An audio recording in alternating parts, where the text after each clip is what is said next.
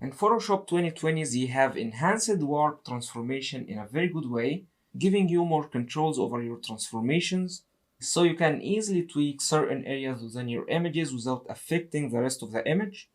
So here for instance, we have that very dynamic image, we have that cool guy doing flip backs in the lake. But let's say we would like to make it even a little bit more dynamic, adding more curve to his body or arcing his back. Now we can easily do that in Photoshop 2020 in a very precise way with few clicks. So all we need to do is to start our regular transform or free transform, pressing Command or Control T, then right clicking on our image, selecting warp transformation, and now instead of getting a regular grid, you can start placing your lines to form your grid in a very precise way. So let's say we'd like to only tweak the guy, you can start placing our grid lines from here. So we have horizontal lines and vertical ones.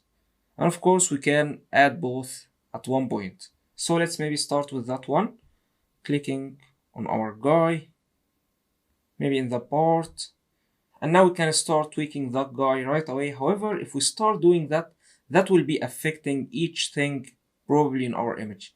So if we start dragging that point or that handle from here, it's affecting everything.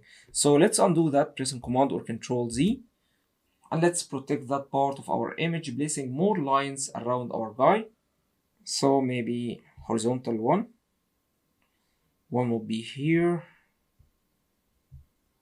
and here, and two vertical ones as well. You can even add another one in here to protect your clouds, so let's do that as well. And now we can start tweaking our guy in a much safer way.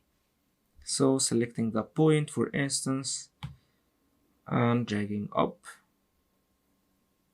maybe like that, and dragging that handle, maybe dragging the entire point up a bit. And now pressing return. Of course we can spend more time for more details, however it's amazing to achieve that result within few clicks.